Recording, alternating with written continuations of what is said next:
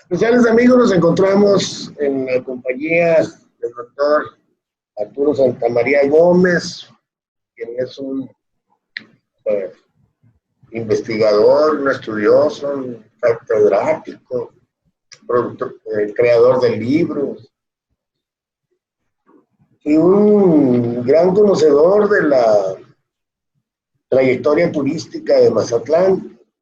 Y últimamente ha estado muy pendiente de la cuestión gastronómica y coincidimos en algunos eventos pendientes a la búsqueda del distintivo Mazatlán, ciudad creativa en gastronomía. Y aunque es un proceso largo y realmente los mazatlecos somos muy argüenderos y de todo hacemos unas grandes alaracas, pero en realidad cuando profundizamos en muchos temas, nos damos cuenta que no tenemos tantas cosas formativas o que nos den una estructura. Nos pasa en turismo, nos pasa en tradiciones, nos pasa en historia y pues obviamente en la gastronomía. Somos muy buenos para presumir la gastronomía, pero no somos tan buenos para ordenar, para conocer a profundidad sus orígenes, sus componentes. Y pues don Arturo se dio a la tarea dentro de este programa de Mazatlán Ciudad Creativa en Gastronomía de recopilar una gran cantidad de información, ¿no es así, Arturo? Pues es lo que traté. Faltó información, pero junté alguna que vale la pena, creo. Y en ese sentido es que, mira, al igual que tú, yo estoy consciente que es un proceso que puede llevarnos un intento, dos, hasta tres, cuatro. Ha habido ciudades que lo han repetido y hasta que lo alcanzan. Mi preocupación es que los mazatlecos no somos muy dados a ser constantes. O sea, si algo no lo logramos, creemos que ya se acabó el mundo. Y bueno, al menos para mí son experiencias, ¿no? Que se deben ir realizando. Y mi pregunta, o mi primera pregunta sería, ¿en dónde quedó toda la información o qué fue toda esa información que recopilaste para este propósito?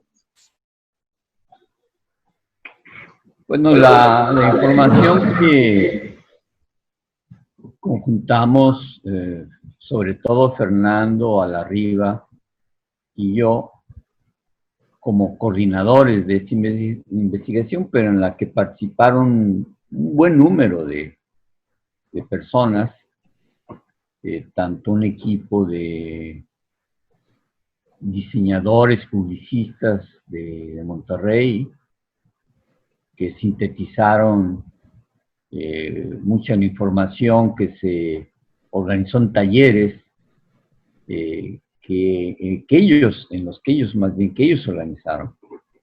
Y participaron cocineros, chefs, empresarios de la gastronomía, estudiosos de diferentes temas de la cultura local, etc. Bueno, toda esa información quedó en un expediente que se envió a la UNESCO y que está también en manos del Instituto Sinaloense de Cultura. Eso ahí está archivado, ¿no? Y ya tuvimos una primera reunión con los nuevos coordinadores de esta nueva etapa, o de este nuevo intento por obtener la denominación de ciudad creativa que se va a buscar el próximo año. Y es Fernando,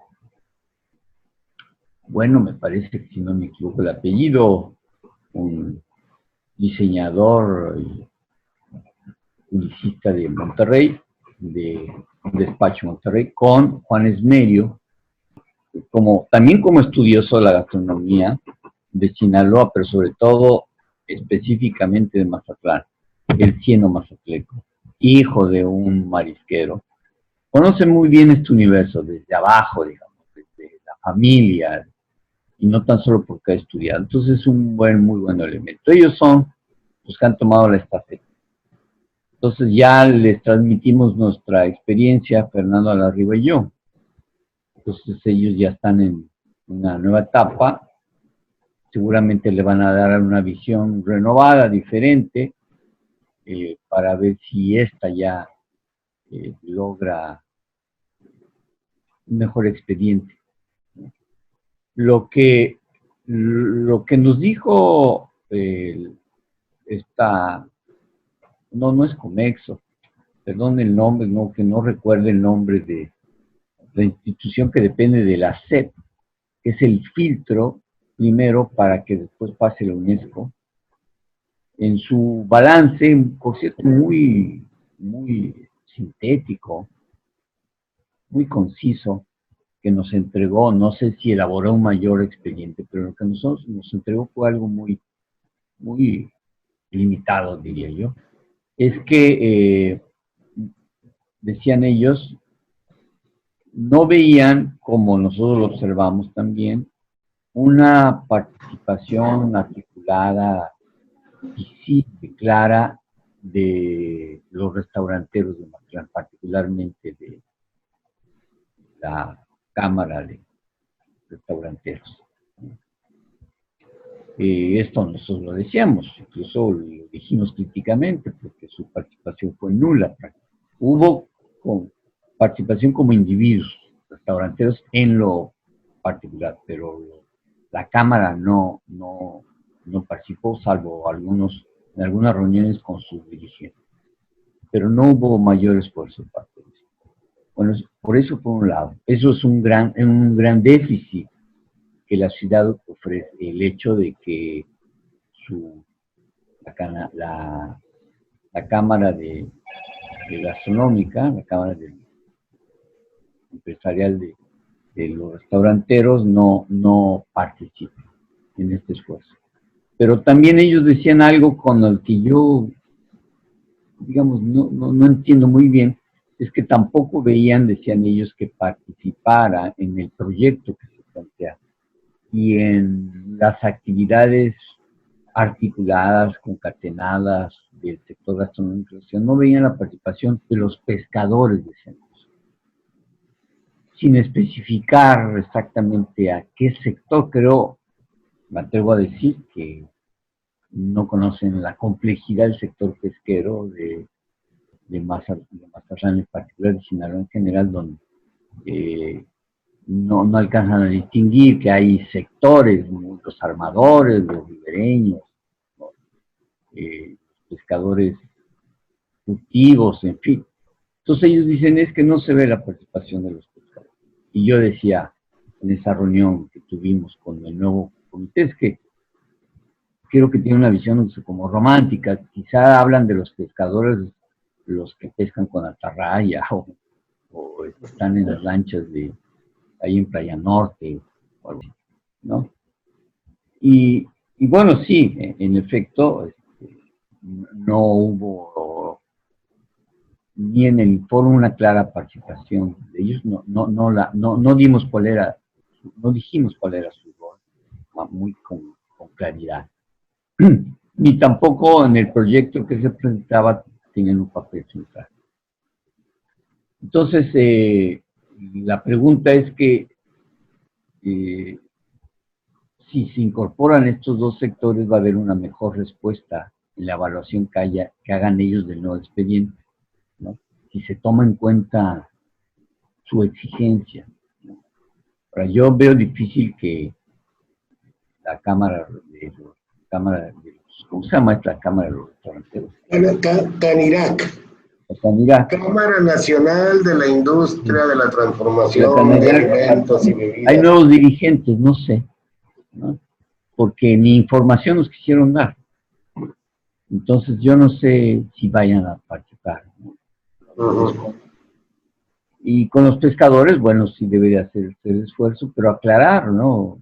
Si están refiriéndose a Jordi Carranza y a Juan Carranza, o se están refiriendo a Humberto Becerra o a los pescadores de Playa Sur, ¿no? O de la Isla de la Piedra, o de Playa Norte, ¿de dónde? Entonces, sí, quizá hay que andar ahí. Pero mira, lo que más le importa a la UNESCO es ver cómo el sector gastronómico de la ciudad juega un papel en el ordenamiento, en, en la propuesta de lograr una ciudad más sostenible, más inclusiva, más igualitaria, más participativa, ¿no? De sus diferentes sectores.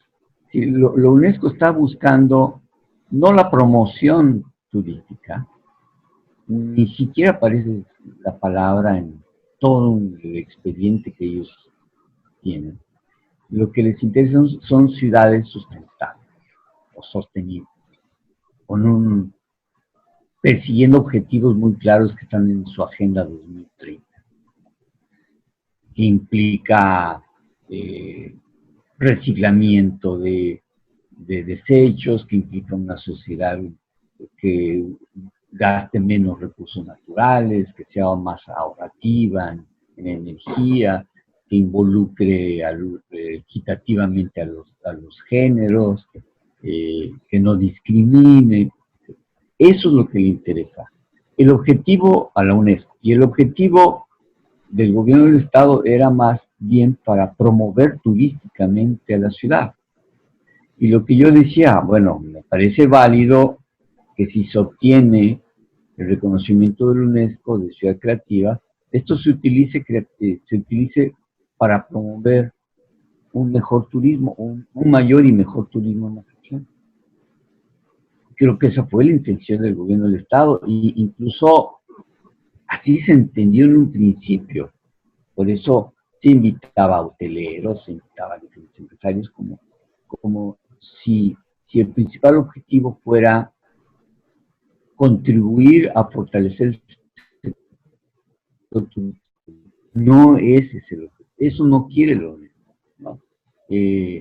La UNESCO pretende otras cosas, tiene otros objetivos.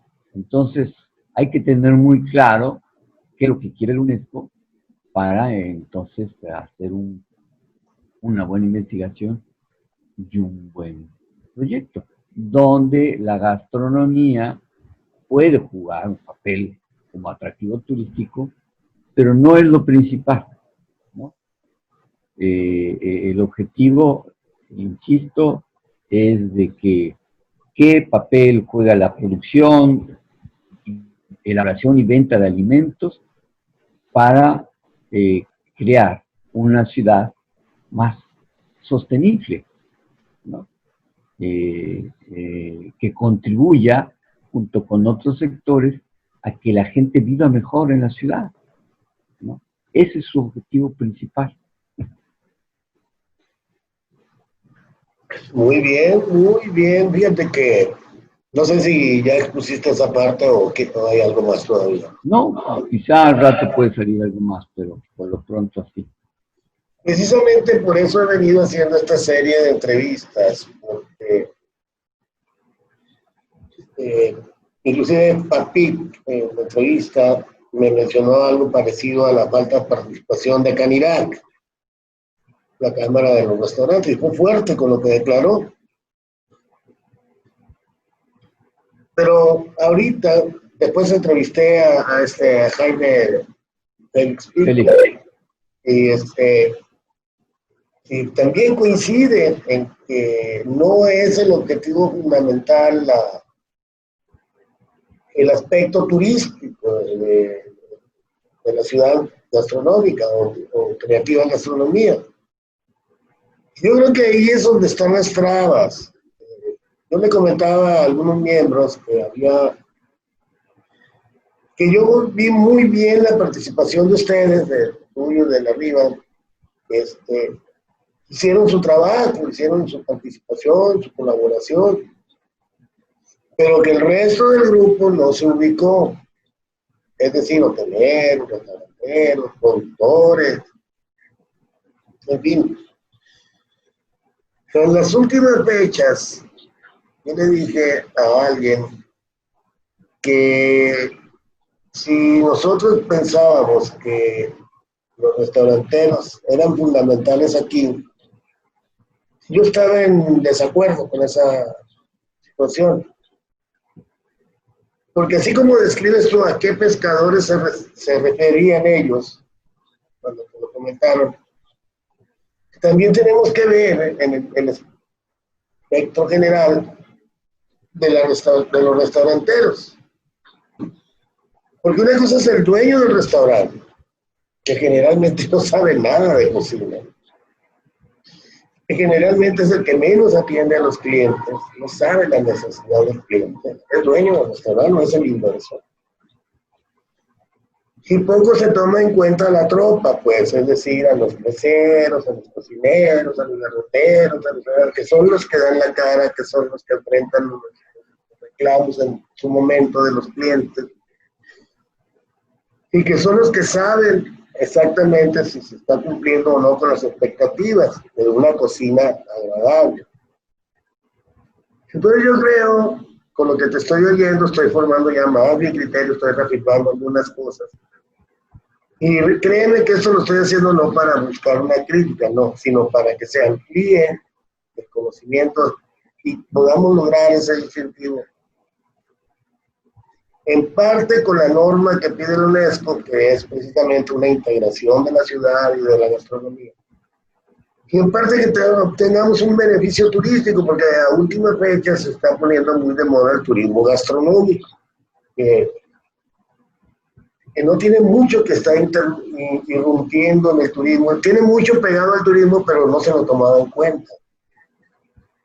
Inclusive en las leyes de Sinaloa, según Félix Pico, contemplan a la gastronomía como un aspecto cultural, no meramente como una actividad propia, pues que se regule y vive intensamente.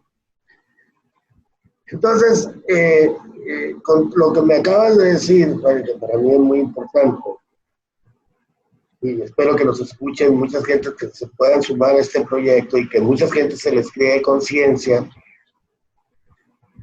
de que pues tenemos la oportunidad de integrar al sector gastronómico, pero en todos sus aspectos, a eso nos referimos. Pues, te voy a repetir algo que me dijo Leoví Carranza, porque lo mencionaste bien en la memoria. Digo, Héctor, ¿conoces las repercusiones o las implicaciones que tiene el tomate para Sinaloa? Más o menos. A ver, ¿qué es para ti el tomate? Bueno, pues ya se convirtió como una identidad, finalmente. Un símbolo de prosperidad, de alimentación, inclusive de salud. Un ícono, que sí, respetando todo lo que es el tomate, el significado, ¿verdad? El atún para Mazatlán actualmente es el equivalente en identidad, pudiera ser, y en valor y en todo, ¿eh? El tomate, y nadie lo toma en cuenta. Eso dicho por Leoví Carranza. ¿Qué quiere decir esto? Que no estamos conscientes en lo que estamos sentados, según yo, es mi apreciación personal, de los valores que tenemos y no los... porque cuando lo digo él se me vino a la memoria aquel ejemplo que dieron de Portugal, creo, pescaditos, el símbolo. Sí, con la sardina. Algo así. Entonces, y luego se me venían mucho a la mente las pláticas que nos dabas tú ahí, los comentarios que nos hacían, de que te veas igual en los pueblos, las comidas típicas y otras que yo conozco y he andado por muchos mundos. Entonces no se trata de la calidad, creo yo, en mi humilde opinión, se trata de que tenemos que,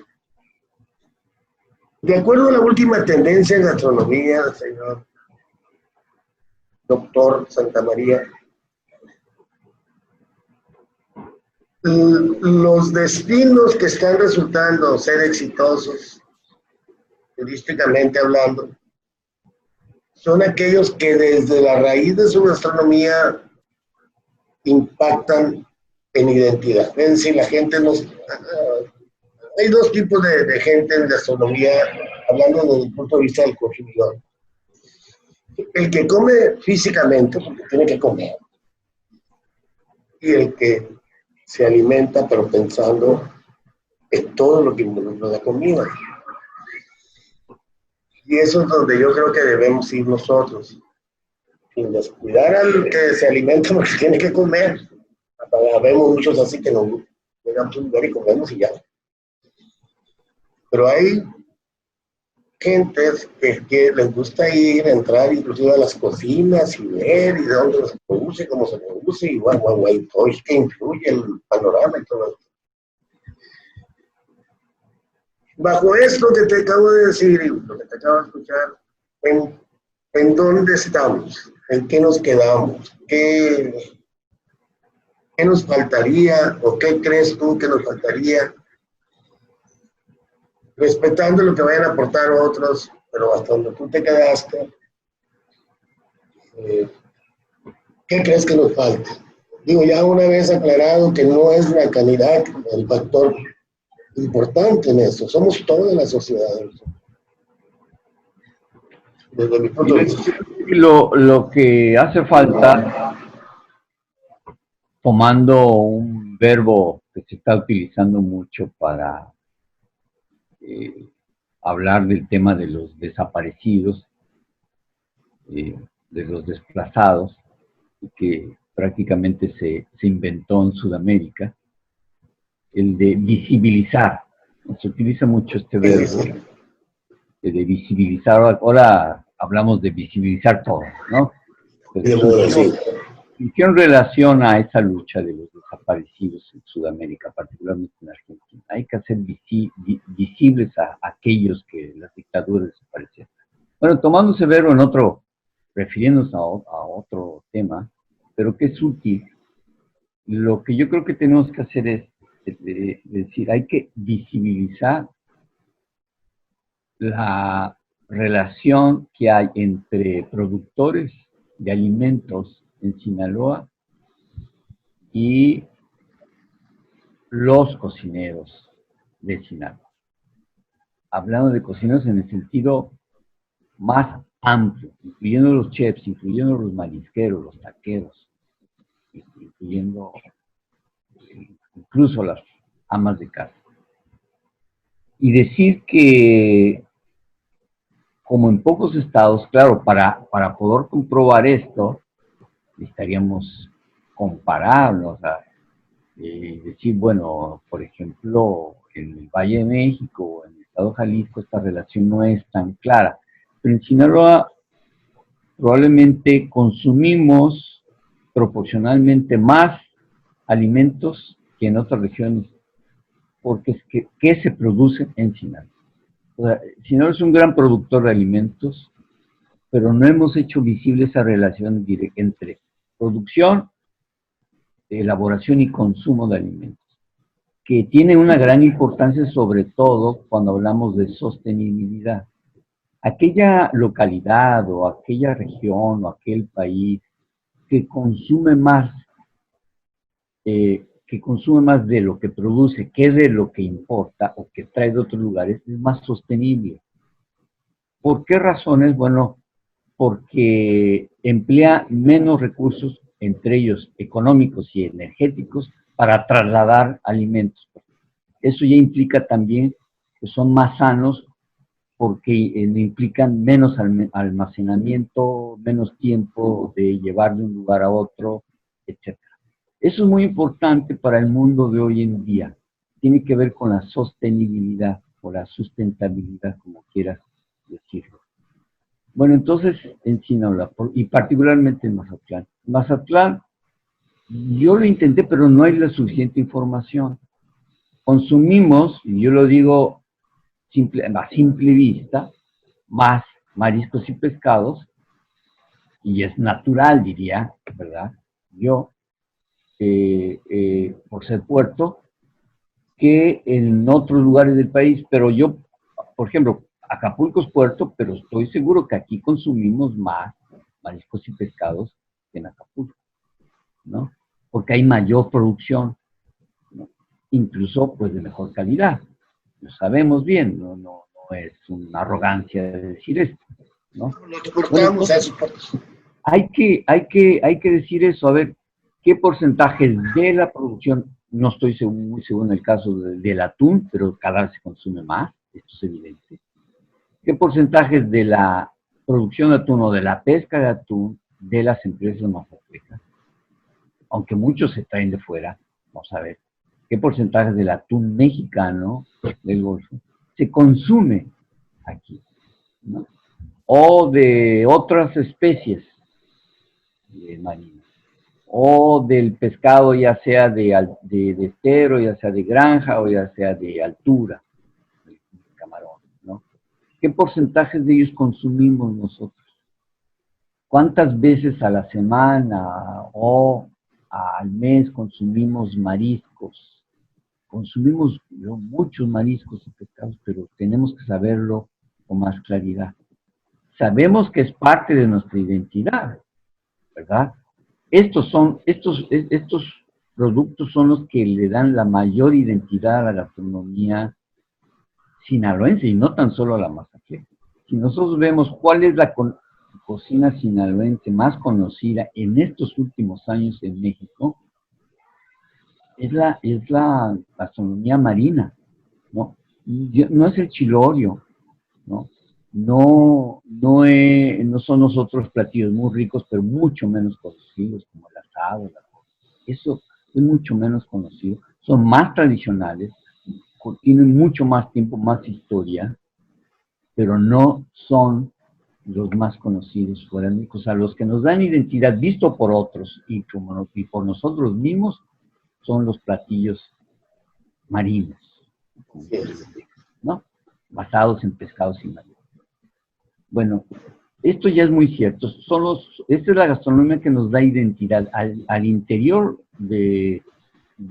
particularmente de Mazatlán o del sur de Sinaloa o de otras regiones costeras de Sinaloa, y cómo nos ven desde fuera. Los de fuera identifican sobre todo la gastronomía sinaloense con los mariscos. Si tú ves los restaurantes sinaloenses en el país, son fundamentalmente de pescados y mariscos, ¿no? Así es.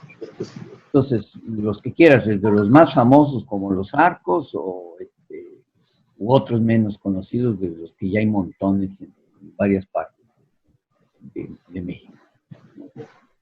Bueno, entonces, esto lo tenemos que decir. Bueno, para la UNESCO esto es importante. Miren, es que nosotros en nuestra alimentación, el tomate que utilizamos en nuestra comida es sinaloense, ¿no? Ya sea de los valles del centro o del norte o incluso del sur, porque también se produce en Espinapa, ¿no?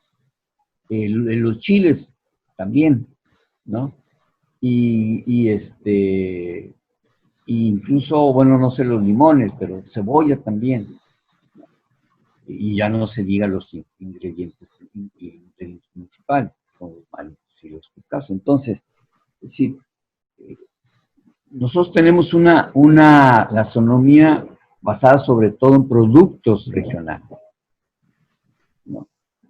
Por eso es muy sostenible. Ahora, tenemos que hacer más visible esa relación, ¿no? Tenemos que demostrarlo más claramente y decirlo, ¿ver? Nuestra comida es muy saludable porque nosotros lo que ofrecemos en nuestros restaurantes y lo comemos en nuestras casas es sobre todo producción local en cuanto a los platillos regionales, ¿no? O sea, si consumimos salmón y esas cosas, bueno, pues claro que no, ¿verdad?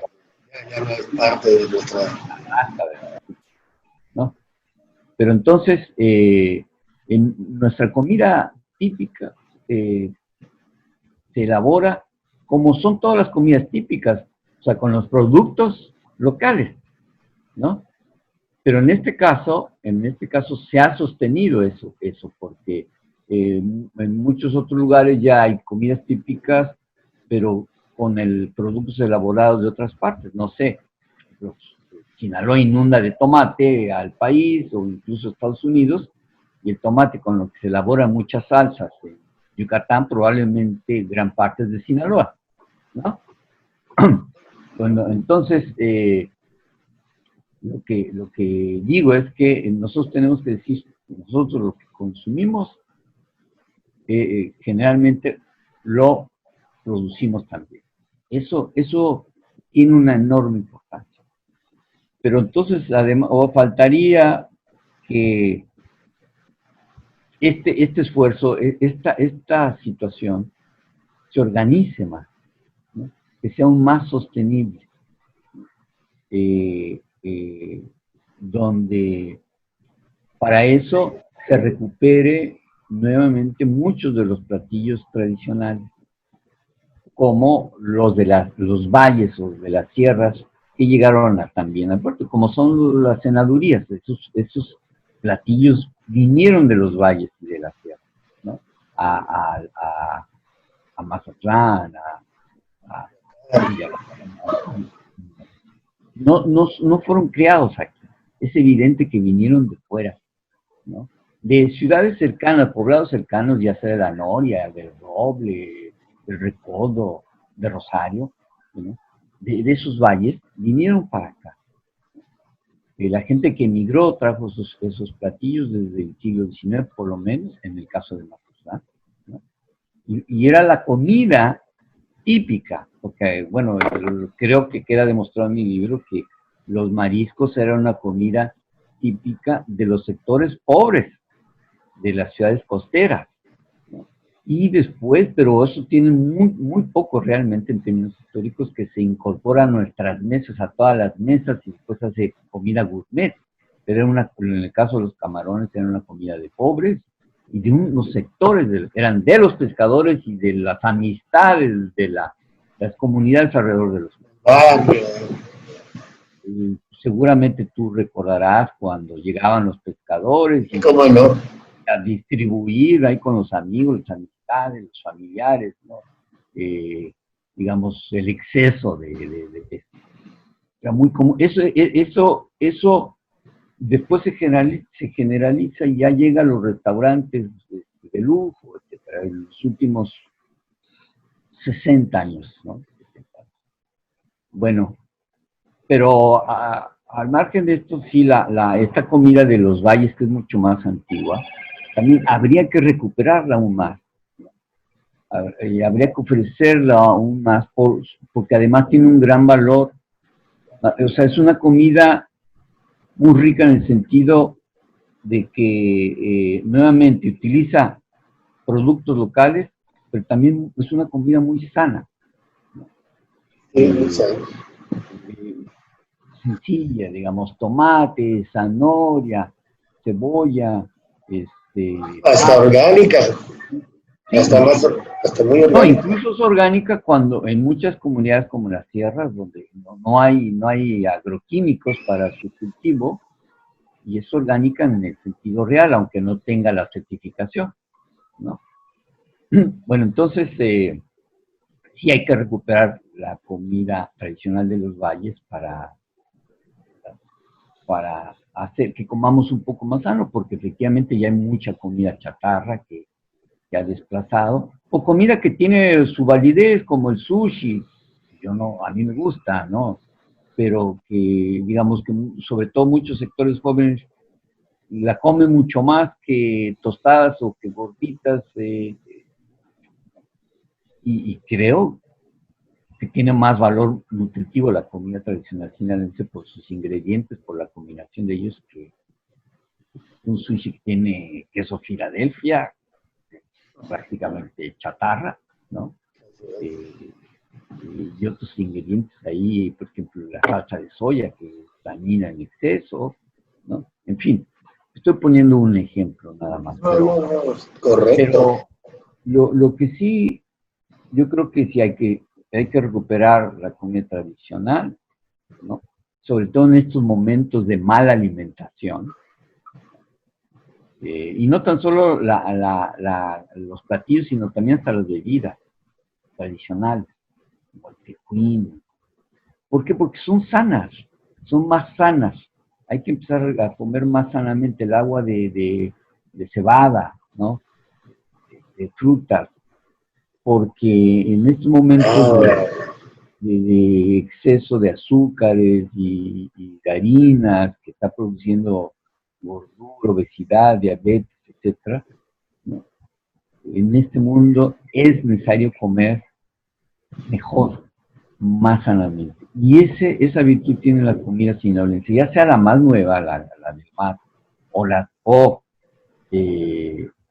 la de los valles, es una comida muy sana. Quizá no tanto el chilorio, ¿no? El chorizo, que son muy ricos, pero digamos, más grasa, ¿no? Pero fuera de eso, realmente es una comida, digamos, austera, incluso tiene austeridad, ¿no? Es medio espartana, porque, digamos, era de los productos que se elaboraban, que nacían en las sierras y en los valles, y con eso se hacía una comida, y es comida sanísima, ¿no? Y que es realmente rica y muy originales, son variantes de la comida mexicana muy singulares. Entonces, tenemos la comida de los valles y la comida de las costas, que es una comida muy sana, ¿no? Tanto por sus ingredientes como porque casi todo se produce localmente. Entonces, yo creo que eso tenemos que destacarlo.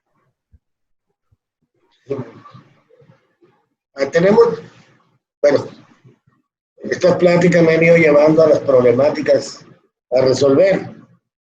Tú hablaste de la visibilización, y esto me plantea una pregunta: ¿cómo le hacemos para visibilizar? Con políticas públicas, con participación de los sectores, o sea, con la organización de los sectores. Y es ahí donde entra mi otra pregunta, que se la hizo también a Patrick y que se la hizo a Félix. ¿Qué pasa con los proyectos de un gobierno a otro? Mueren. Sí. ¿Por qué? Porque, pero si hubiera política pública, ya vuelve a salir la palabra políticas públicas. Que no hay políticas públicas para este tipo de actividades. Mira, la continuidad, creo yo, de las políticas públicas impulsadas por el gobierno depende mucho de la sociedad civil, ¿no? Es decir, si la Canira, si los marisqueros, si las organizaciones de los chefs, si los organizadores de productores impulsan esas políticas porque viven de ello, porque es de su interés, el gobierno tendrá que responder, tendrá que sostener políticas que impulsen este sector, que sostengan algo que inició un gobierno y que le dé continuidad a otro. Si esto lo inició Quirino, que le dé continuidad el próximo gobierno y el subsiguiente. Así como, no sé, vemos aquí en Mazatlán la política cultural, el Festival Cultural se lucró la Bastida, ¿no? Un gobierno, y se convirtió en una política de Estado. Y todos los gobiernos de repente le dio un bajón Amador, Vega Amador, ¿no? Sí. Pero después se recuperó, ¿no? Y los presidentes municipales, con errores unos y otros, pero lo han sostenido. En el caso de nosotros. Esos son políticas de Estado. Se institucionalizan, políticas públicas que se institucionalizan y que no depende de un trienio o de un sexenio. Sí, esa es la idea. Yo creo que para poder lograr esto se necesita, pues yo lo que planteo también es que nosotros, los ciudadanos, debemos apropiarnos de estos proyectos, pero como que falta la difusión, la inclusión. Por ejemplo, en las pláticas que se dieron, que vinieron ponentes de Argentina, de Brasil, de España, Y yo me lamento que haya habido muy poca participación porque era muy interesante lo que hacíamos. Sí, sí, efectivamente. Entonces, ¿cómo hacerle ahí desde tu perspectiva y tu conocimiento del aula y de los alumnos que, para que eso que pasa en las universidades pase a nivel macro en la ciudad y todos nos convertamos en unos, bueno, al menos los más interesados en que podamos apropiarnos de esta idea, porque yo insisto mucho en esta idea, porque si recordarás, he manejado mucho lo de la zona trópico, con poco éxito, con poco eh, encariñamiento de los sectores, no se encariñan con sus propios negocios, sus áreas, porque la región donde estamos ubicados, el trópico, tiene mucho que ver en todo lo que sucede. Esta ubicación imaginaria, si tú quieres, pero en la realidad sí hay algo que influye. Y eso nos daría cierta identidad, es lo que se busca, pues, o sea, que Mazatlán no esté uniformado, y ese es uno de los grandes errores del turismo, que se quiere uniformar a que, haz de cuenta que tú, si vas a París, si vas a Los Ángeles, si vas, casi ves lo mismo, las mismas marcas, McDonald's, esto, esto. Lo que está marcando la diferencia ahorita, precisamente es ese carácter o esas identidades muy particulares de cada zona, de cada región. ¿Por qué esto? ¿Por qué lo otro? ¿Qué es este platillo? ¿Por qué se hace? ¿De dónde viene? ¿Cuáles son los orígenes? Sus valores nutritivos. Y todo ese envolvimiento o arropamiento de la sociedad, de la historia, y, todo, y las cocineras y todo esto familiar que tienen en un platillo. Pero mi preocupación es esa, que no hemos sabido.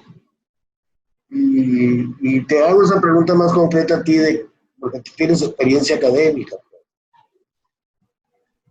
¿Cómo hacerle? ¿Qué propondrías tú para que esto permeara más en la sociedad y así la sociedad se apropiara de los proyectos de este tipo? Bueno, hay intentos importantes, pero digamos, un poco aislados y pequeños. Por ejemplo, esas organizaciones de chefs, estos pequeños grupos de los chefs, ¿no? Que formaron, los chefs de élite, digamos, ¿no? Donde participan 6, 7, 8, 9 de ellos, con cierta regularidad, no con la que uno desearía, impulsando actividades, pero que ha sido importante, porque es de lo poco organizado que hay. Bueno, este intento que está haciendo el gobierno del Estado ha sido muy importante también. Pero faltaría que los pescadores, por ejemplo, ellos, y de este sector, me refiero tanto por un lado, el sector de empresarios pesqueros grandes, como los Carranza, por ejemplo, que hablaran de festivales del atún o de la feria del atún, o sea, de actividades mucho más, ¿no? Mucho más conocidas. Igual que los pescadores de Playa Norte con los de la Isla de la Piedra a su escala, que también hicieran la feria de los... Y se hizo una feria del pescado, pero esa feria del pescado a mí no me gustaba, era así como en Semana Santa. Bueno, es una feria del pescado, es una feria de restaurantes, porque... Sí, exactamente, no, incluso... No tiene sentido. No, a mí no me gustaba. Lo que se retomara eso, que las escuelas de gastronomía, por ejemplo, yo veo muy poca participación de las escuelas de gastronomía de Mazatlán en el impulso de muchas actividades de congresos. No, yo te soy franco, yo no las veo. Por ejemplo, en estas reuniones que organizamos, fue sorprendente y lamentable su nula participación, salvo la de Daniel Luna, profesor de gastronomía en la UAS, que fue invitado personalmente. No había alumnos, no había maestros. No.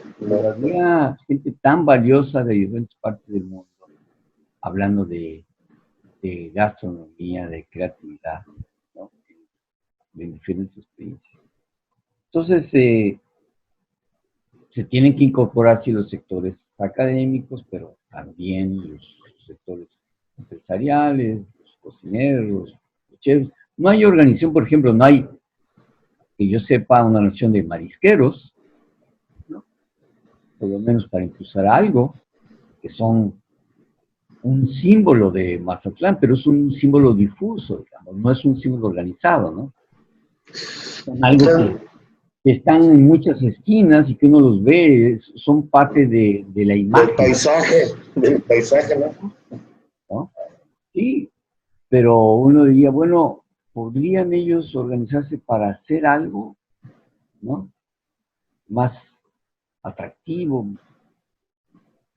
no sé, que donde se viera su importancia en la ciudad, que sí, yo creo que se debe hacer, o las cocineras del mercado Pino Suárez, o los taqueros, ¿no? En fin, los neveros, ¿no? Hay una tradición también por ahí de la Rafa, ¿no? No tan solo las de Medrano, sino también hay otras, en fin. ¿Quién crees que debe de liderar, no tanto un proyecto en sí, sino la estructuración de, vamos a llamarle, de una política que trate de, por ejemplo, convencer a Niobi de hacer el Festival del Atún? Hubo intentos de un festival de camarón, 2 o 3 intentos hicieron, inclusive hubo el ceviche más grande. No sé si se logró el título, creo que sí se logró. Pero volvemos a lo mismo, ¿no? Se hacían con ciertos fines promocionales turísticos, más que gastronómicos, más que de identidad, más que de un envolvimiento. Entonces, desde tu opinión, ¿quién debería, obviamente la autoridad, sí, pero la sociedad, dentro de la sociedad, cómo organizarse? Por ejemplo, fíjate lo que yo veo. Rafael Merino, Mazatún y otras empresas de gran calibre en el ramo de los alimentos, pudieran anualmente organizar aquí en Mazatlán sus convenciones con distribuidores que algunas tienen por todo el mundo. O sea, y ahí se puede hacer ese gran festival del atún, por ejemplo, con el caso de Mazatún. Mejor dicho, de pinza. Que el Merino tiene sucursales en muchos lados de Estados Unidos, y de América, y de Europa. Pero, ¿quién se encargará o quién deberá hacer ese trabajo de convencer, de agarrar, de hacer, de crear esto? No sé, yo me gustaría oír tu opinión.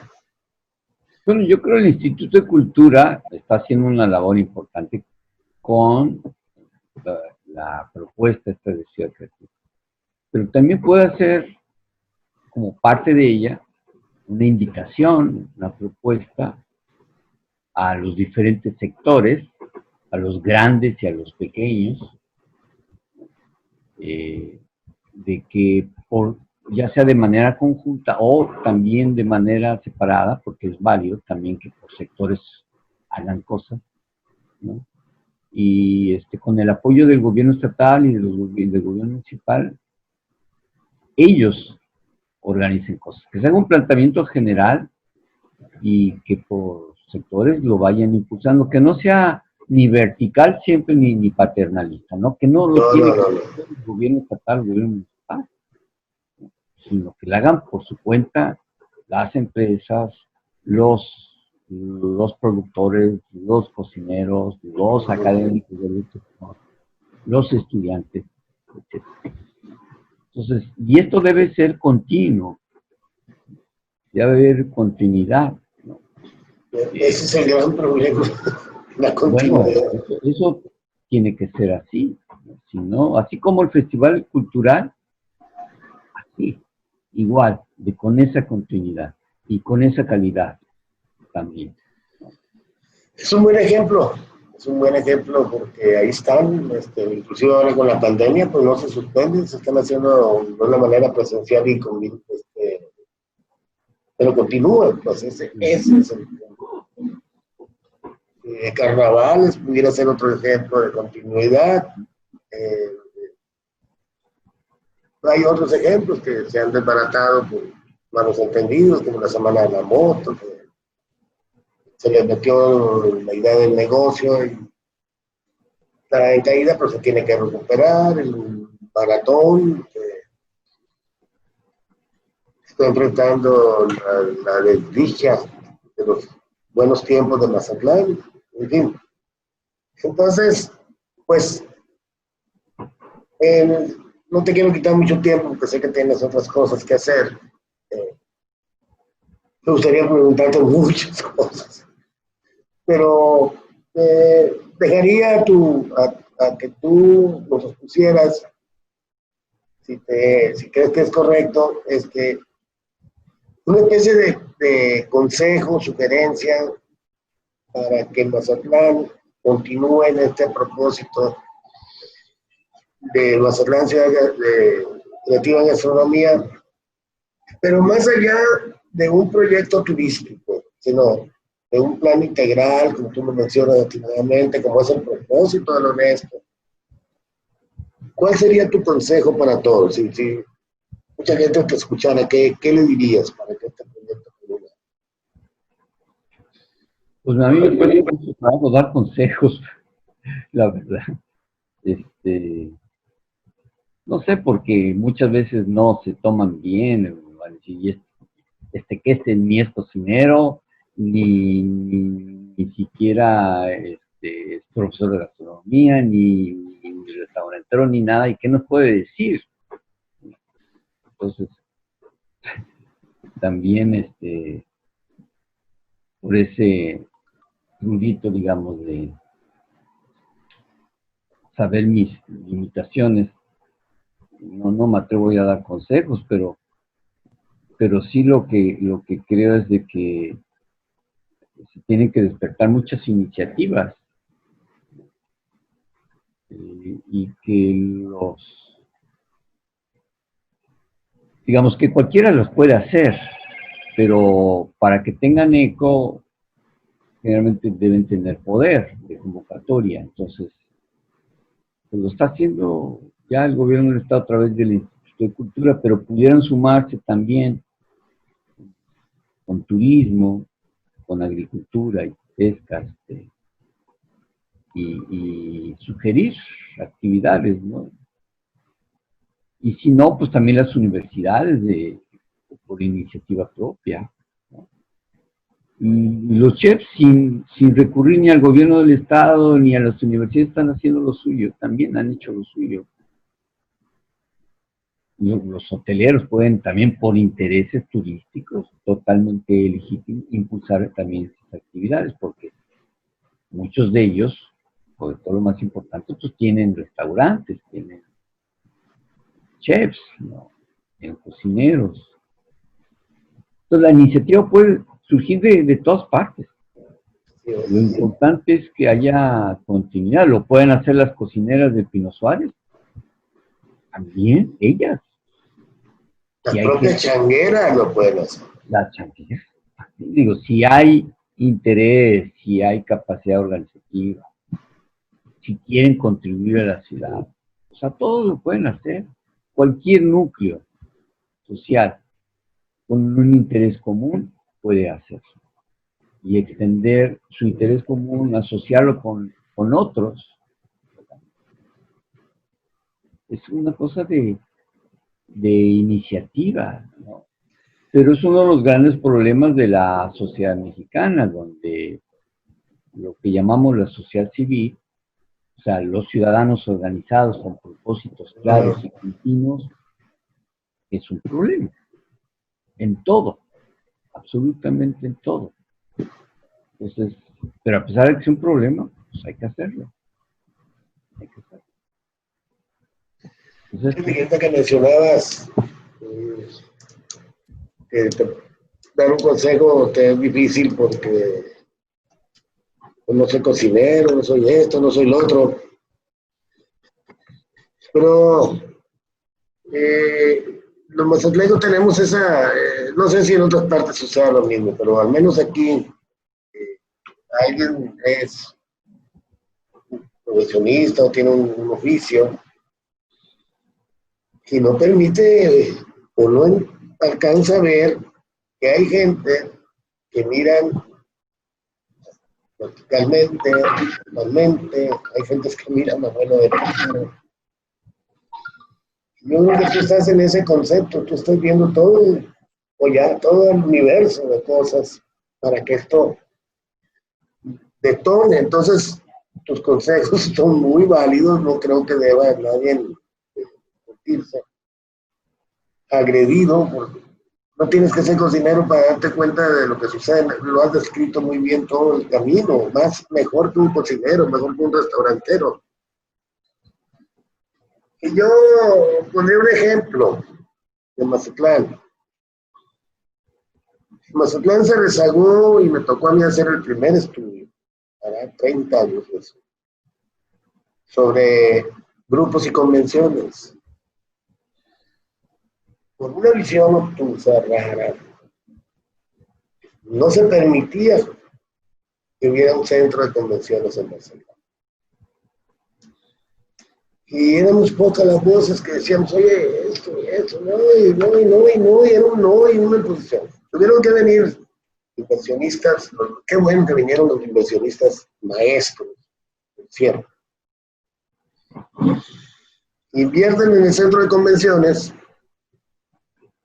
y hoy en día, usted lo sabe, yo creo muy bien, Santa María, que si no hubiera sido por el centro de convenciones desde la crisis de la violencia y la influencia y los cruceros y todo eso que se vino cuando, en 2010, ¿no? Más o menos. Si no ha sido por el centro de convenciones, tronamos completamente. No hubiéramos llegado a esta pandemia, porque nos inyectó el centro de convenciones, nos abrió un nuevo mercado, abrió nuevas profesiones, abrió nuevas perspectivas. Y creo que eso le falta a la gastronomía. Yo creo que el esfuerzo que logremos hacer en lo particular, en lo grupal, en lo académico, en lo social, en lo empresarial, debe ir enfocado bajo una visión como el centro de convenciones, que en pocos años, 10 años, se convirtió en el hacedor del mejor turismo que tiene Mazatlán ahorita, de grupos y convenciones. Porque el otro turismo es normal, sin despreciar nada, nos falta elevar la oferta para que sea un turismo de mejor calidad, tenga acceso o tenga mejores expectativas al venir a Mazatlán. Y la gastronomía nos puede llevar a eso, mi querido amigo. Y pues no queriendo abusar de su tiempo, sé que hay mucho que preguntar, a lo mejor podemos hacer otra cosa, pero si hubiera algo que te hubiera gustado que te preguntara o que tú quisieras expresar, para ya cerrar, yo no puedo seguir, pero yo sé que no debo abusar de tu tiempo. Puedes decirlo abiertamente o lo dejo a tu criterio. bueno, pues primero hace falta mucha investigación sobre nuestra gastronomía, ¿no? Realmente no la hay, es casi inexistente. Inexistente la palabra. Se está haciendo poco. Juan Esmerio está haciéndola, vino a hacer un trabajo importante, historiador notable. Un libro sobre la gastronomía sinaloense que terminó hace 4 años y no se ha publicado. Así es. ¿No? Y pues eso habla, ¿no?, del poco interés que ha habido en este tema, que no se entiende, pues van a decir, pues, ¿para qué? No sé. Hay muy pocos libros, muy pocas investigaciones sobre la gastronomía sinaloense, no tan solo la Ese es un campo que falta explorar mucho. Y lo otro es, como decía hace rato, visibilizar, presumir todavía mucho más la calidad de la gastronomía sinaloense, que a mi juicio no es tan elaborada, pero sí es de mucha calidad y de profundidad por sus ingredientes y su composición, a veces hasta espartana. Pero esa sencillez tiene una gran calidad porque son muy sanos y también por la calidad de su naturaleza en sí, ¿no? De la riqueza de la naturaleza en esta región. Entonces, por eso es profunda, es una cocina profunda porque son productos muy sanos, naturalmente de alta calidad. Sin que sea muy elaborado, insisto, la gastronomía sinaloense no es muy elaborada, salvo 2, 3 de excepción que prácticamente han desaparecido. Es muy sencilla en comparada con la yucateca, la oaxaqueña, la poblana, ¿no? La michoacana, pero eso no le resta calidad, ¿no? Al contrario, su sencillez le da mucha calidad. A diferencia de lo que tradicionalmente se dice, es que la alta cocina es muy elaborada, ¿no? Y es muy reconocida por eso, su complejidad, el tiempo que lleva a elaborar. Aquí un aguachile te lleva unos cuantos minutos elaborar, pero tiene la exquisitez de un platillo sumamente elaborado. ¿Por qué? Por la calidad y la profundidad de sus productos, ¿no? Son 4, 5 ingredientes, ¿no? Pero con una gran calidad, con mucha naturaleza, y que en el contexto actual son más importantes. Bueno, entonces, eso hay que visibilizarlo, presumirlo más, decirlo más y mejor, ¿no? Y no es gratuito que por eso está teniendo creo que el gran impacto que ha tenido la comida sinaloense en los últimos 20 años en México, 20, 25 años a lo sumo en el país, tiene que ver con el aguachile, ¿no? Ese platillo tan sencillo, que tiene profundidad histórica porque, digamos, viene de la sierra, el mismo concepto, ¿no? Y digamos, el chile y la sal, ¿no? Vienen probablemente desde tiempos coloniales, pero pues se junta con el pescado y con el camarón sobre todo, y te produce un platillo increíble. Tiene, sí, historia, a pesar de su sencillez, pero tiene una enorme riqueza por la calidad de sus productos, por la belleza gastronómica de sus productos, ¿no? Ese sabor natural exquisito que tiene el camarón apenas cocidito con un poco de limón y sal. Bueno, es asombroso realmente, ¿no? Comparado con muchos platillos muy elaborados, ¿no? Por cómo te sacude el paladar y los sentidos, ¿no? Entonces,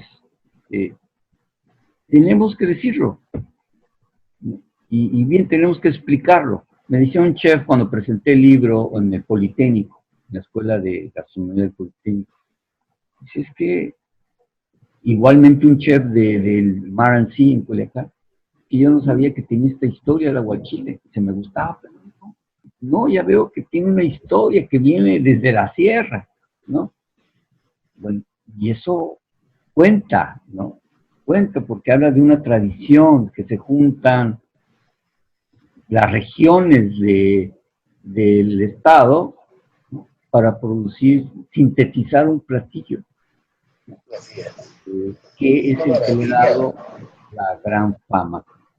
Más que el ceviche es el aguachile, sin duda, no hay comparación posible, ¿no? Bueno, ese platillo le ha dado una gran fuerza. Bueno, pero ese que el platillo sea la carta de presentación de otros platillos del mar, ¿no?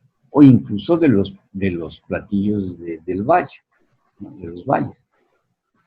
Entonces eso yo creo que, a lo vez esto lo da el estudio, también esta mayor visibilización lo da la investigación, pero también digamos, los festivales y las ferias que presenten toda esta comida y que la expliquen y que incluso la innoven también, ¿no?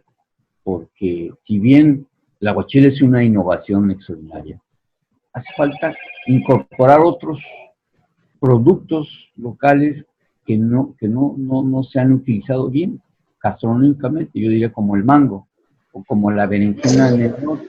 Han ganado varios. Entonces, el mango está poco utilizado en la gastronomía de Sinaloa cuando es No está utilizado, no está utilizado. De una gran riqueza. Hay un ceviche de mango que casi nadie come, ¿no? O hay camarones con coco y salsa de mango un poco más consumidos, que son exquisitos, ¿no? Y ya, digamos, cuando se pueden hacer muchas cosas más.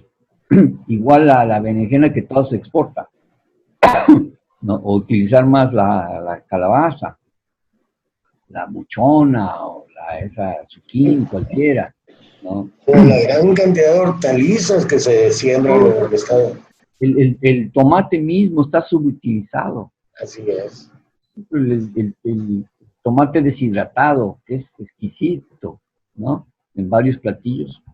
Pues tenemos tanto tomate y no lo deshidratamos y no lo incorporamos a nuestra gastronomía, retomando un poco lo que han hecho los italianos, ¿no? Los españoles, franceses, con el tomate deshidratado. Si nosotros lo produjimos para el mundo, lo inventamos para el mundo, el tomate es mexicano y Sinaloa el principal productor, ¿por qué no lo elaboramos más? ¿Por qué no lo revolucionamos más? Sí, lo incorporamos. Yo creo que eso faltaría más innovación también, ¿no? Y eso le correspondería a los nuevos cocineros, ¿no? Hacer entonces más investigación, más innovación, pero esa innovación e investigación tiene que visibilizarse, tiene que presumirse, tiene que cacarearse, como diríamos en términos más rancheros, ¿no? Más nuestros, digamos, de más historia nuestra. Entonces, yo diría, bueno, mira, ya decía que no iba a dar consejos, pero ya me salieron. De manera... Es que, te repito, no necesitas ser cocinero para ver la realidad, ¿no? Pero realmente lo que hay que tener interés y meterse un poco a hurgar, a husmear donde hay cosas que se pueden hacer. Bueno, pues yo creo que con esta plática... Yo voy a agradecerte mucho este tiempo que nos dedicaste. Voy a tratar de que tenga una gran difusión esto. Y voy a cerrar, si estás de acuerdo, con un llamado.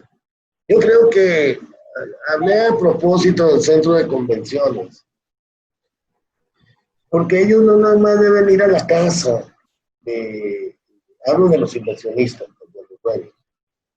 y de sus operadores. No deben ir a la casa de las convenciones nada más, sino que deben ser también promotores en su lugar de origen, de los grandes eventos como el que hablaste tú, el Festival del Camarón, el Festival de esto, el Festival del Mango, o sea, todo en torno a la gastronomía. Y pudieran sacar un congreso de mangueros, un congreso de tomateros, uno al mes, si quisieran. Entonces, voy a cerrar con esa llamado a los inversionistas, al centro de convención, al MIC, pero también a todos los jóvenes, a todas las universidades, a todos los restauranteros, taqueros, todo lo que tenga que ver con la industria de los alimentos, a que se sumen a este proyecto de revolucionar, de darle más valor a nuestras cuestiones culinarias. Y no descartamos a nadie. ¿A dónde se van a dirigir? Pues por lo pronto al Instituto de Cultura, ¿verdad? El Sinaloense de Cultura, que es el que lleva la batuta. En el caso concreto aquí de Mazatlán, pues al Museo de Arte de Mazatlán, ahí con Cecilia Sánchez Duarte. Y pues ahí dejamos esto y usted cierra, mi amigo, usted cierra esta entrevista. Bueno, pues ahorita me voy a cenar unos camarones asaditos, una tostada de camarón, ¿no? Con guacamole que hizo mi esposa. Bueno, pues salud, buen provecho. Yo me voy a quedar aquí con un panecito con crema nada más. Muy bien, Héctor. Gracias, Arturo. Muchas gracias.